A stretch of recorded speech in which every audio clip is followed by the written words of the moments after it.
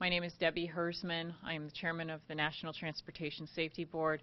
I am joined today by Mr. Robert Aceta, who's our investigator in charge. He's leading the investigation for the NTSB and our team here on site. They've been at work. Our investigators have been at work since this morning. It's been our first full day on scene. We've had a very busy and productive day, and I'd like to provide you an update about the progress we've made, and then would be happy to take any questions that you might have. Last evening, we held an organizational meeting with parties of interest to the accident. We talked about our investigative process and procedures and outlined the plan of work for the coming days.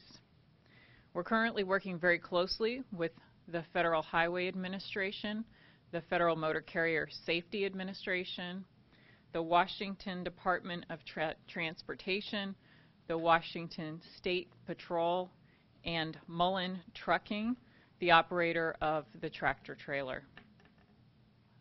We have established various groups that are being led by NTSB investigators. I'm going to talk about some of our groups and the work that they're undertaking. The work of the first group that I'm going to discuss is focused on the highway. And in this case, it's specifically focused on the bridge. It's led by NTSB investigators. One's a professional engineer and the other is a metallurgist that is working in our materials lab. That group spent the day so far identifying the bridge, and they were examining the bridge both from the deck and from the water. So they were looking at the superstructure, the deck, and the substructure. I had the opportunity to accompany them on a boat this morning for an up-close look at the dropped span. Let me tell you about some of those observations from the water level. When you're down there that close, the trauma of the bridge collapse is evident. You're struck by how enormous the structure really is. In the pictures that many people have seen that have been taken from a distance, you can certainly identify that it's a large structure, that it's a bridge. But when you're in a boat right next to it, it offers a very different perspective. The bridge members, and I'm going to be talking about these members, these are I-beams and they're box beams that are the connectors of this truss bridge. They are as large as a person. The color of the bridge is grayish green, but there are many sections in the dropped span where the underlying paint or the orange primer is visible beneath that grayish green color. You can see that the concrete section of that dropped span has slid off of its girders like icing sliding off of a cake. It's a floating bridge deck, and it has completely slipped in certain sections right off of the deck. The passenger car, the truck, and the camper trailer are all partially submerged in the water. The airbags in the passenger car have deployed. The truck's airbags have not. The truck's passenger door stands ajar, and you can see the fast-moving current swirling in and around both of those vehicles and the camper. I'd like to talk to you about some specific observations from our investigators of the failed bridge span. Our investigators have reviewed the original design drawings of that span and of the entire bridge, and they have compared those design drawings with the structure that is visible in the water. So let's just orient everybody where we are. We're on I-5 in between Burlington and Mount Vernon, and we're approaching the bridge traveling southbound. We talked yesterday about the makeup of this bridge. There are 4 approach spans on each side of the bridge, and there are 4 deck spans. So as you're approaching, traveling south, the first bridge span that you encounter is number 8. It's span 8. Span number 8 is the one that has dropped from the structure and is in the water. Each of the 4 bridge spans is 160 feet in length, and this span, span 8, has 6 upper frames. So there are upper frames or connectors at the top of the bridge span, and then there are lower frames. And I'm going to focus now on the upper frames of span 8. Those 6 upper frames are numbered U0 to U5. The first frame that's encountered is numbered U5. It's the north portal frame. It's the opening of the bridge. It's the first frame that you encounter. The damage to U5 is severe. The next frame in line is U4. This is called a sway frame. Frames U4 through U1 are sway frames. The first frame is a portal frame. U4 is underwater with only portions of those connecting members that are visible to investigators from the bridge deck or from the boat. The next frame is U3. It is also damaged with significant witness marks on it from the impact of the load from the trailer. We have also documented contact with sway frames U2 and U1. From the damage that is visible to the bridge, we can identify contact marks and tearing on the bridge where the load from the tractor trailer impacted those frames. And with respect to the bridge structure itself, we can identify compression buckles, compound fractures, and bending. And those events signal to our investigators that U4 is the node of interest. Again, this is the one section of the bridge that is completely submerged. The first 4 frames of the bridge section that's still standing, this would be span 7, and it's the section that's still standing after the collapse. The first 4 frames of that span also show damage from the tractor trailer's load as well. We see impact and witness marks there.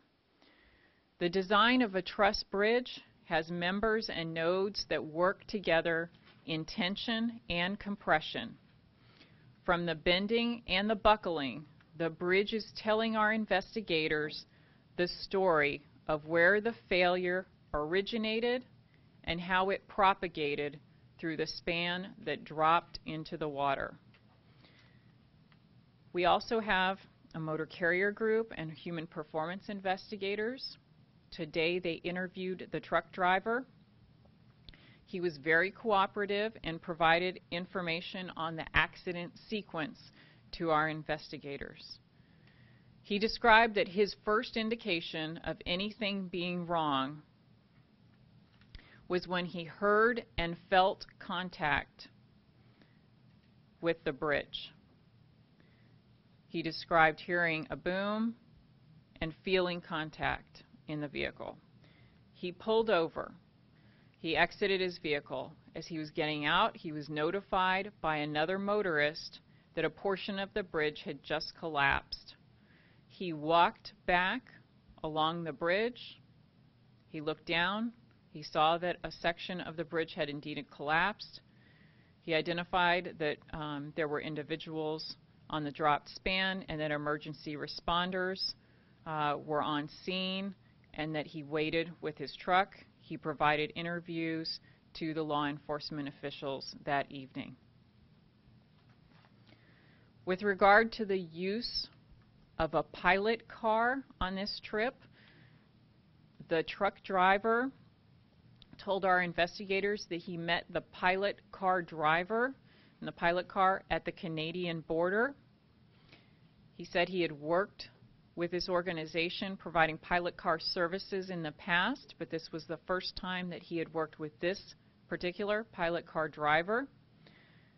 They arranged that she would notify him via radio communication of any problems encountered along the route.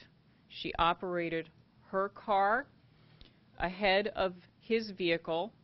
He stated that he did not receive any communication from the pilot driver before he traversed the bridge. He was following the pilot car, and they were both traveling in the right lane as they traversed the bridge. The driver also reported that there was another commercial vehicle traveling in the left lane as he was on the bridge. The commercial driver is 41 years old. He has held a commercial driver's license for over 20 years. He reports working for Mullen Trucking for approximately 8 years. The driver does have experience driving oversized loads, and he has traveled with oversized loads on I-5 in this area before. He reported that he had measured the height of his load multiple times along the route, and he reported that the permit for this vehicle was 15 feet, 0.9 inches, and that he had measured the vehicle multiple times at 15 feet, 9 inches. Investigators are planning to interview the pilot car driver as well, and they're working to set that interview up. There is no signage leading up to or on the bridge describing the bridge's vertical clearance. Washington does not require that vertical clearances be posted on bridges unless the clearance is 14 feet 4 inches or less. The bridge portal, if you look at the opening of the bridge, you can see it's elliptical in shape. It is higher in the middle than it is on the outside corners near the shoulders. At its lowest point on the outside corners, it measures 14 feet 6 inches. The 2010 tractor was pulling, 2010 Kenworth tractor was pulling a 1997 Aspen trailer. Our motor carriers group is evaluating the truck and the tractor trailer. Both of the vehicles are registered in Alberta. There is no significant damage to the tractor or the power unit or the trailer, the flatbed that is pulling, that the tractor is pulling. On top of the trailer is a steel structure, and this is the load that this truck was carrying. A large steel structure. It's a royal blue in color. There is visible damage on the top corner of the passenger side of the steel structure, the load that's being carried. That top right corner is crushed, and the blue paint has been stripped off. Inside the steel structure, which is open on the sides, you can see numerous paint chips on the floor of that steel structure that match the color of this bridge. This afternoon, our team is removing the truck from the approach span on the south side to a secure location. They are moving the tractor trailer to this location. It will be on a flat surface rather than an incline so that they can take additional precise measurements and complete the vehicle examination. They have also identified an exemplar load. This is a trailer that has the same type of cargo on top of it. It was being carried by the same trucking company. It's about 10 miles north of the bridge. It's been secured, and we will be also inspecting that exemplar load. Particular focus will be paid to vertical clearances and measurements. Over the coming days, state officials will be working to demolish and remove the down span. Our investigators are working with Washington DOT to ensure that portions of the structure that are of the most interest to us, particularly U4 and the other sections that we'd like to take a closer look at, are secured so we can further assess them. With that, I'd be happy to answer your questions. Can you give us a sense then again of the timing of how long you think it may take until you start taking those parts out of the water? The question is, how long will it take before sections of the bridge start coming out of the water? That really is up to Washington State to their DOT, how quickly they can get the equipment in position to actually make some of those transfers. I know that they need some barges, some cranes, and some heavier equipment to do that work. I know they're working to arrange it. They've got to get all of that here on location, and so it won't be able to begin until that happens. It really will be very variable depending on the conditions that they're faced with, the currents, the weather, and how difficult it is to get the bridge structure out of the water.